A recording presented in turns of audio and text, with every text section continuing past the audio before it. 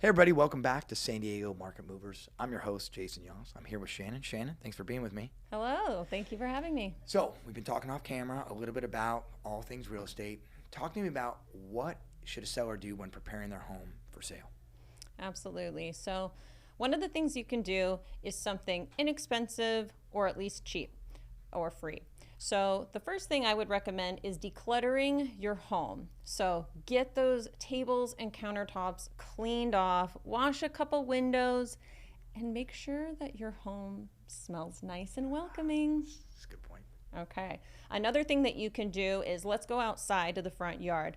Let's get that grass cleaned up, get the weeds out of the flower bed, and then maybe spend a little money on adding a couple plants, because that's really the first thing that those potential home buyers are going to see when they walk in to your house for the first time is that landscape. So let's make a good first impression.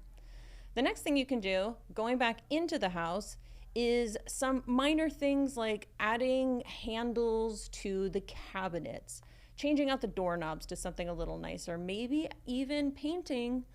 Sometimes you don't want to paint because the new home buyer might want to paint it their own color, but if your home walls are a little worse for the wear, you might want to add something neutral just to spruce it up a little. It makes a big impact.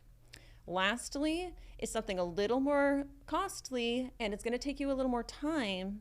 However, your return on investment is going to be huge, and that would be focusing on remodeling kitchen and bathrooms.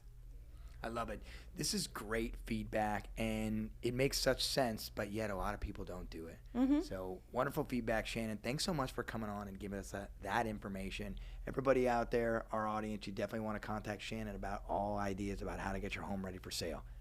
We'll see you next week. Thank you.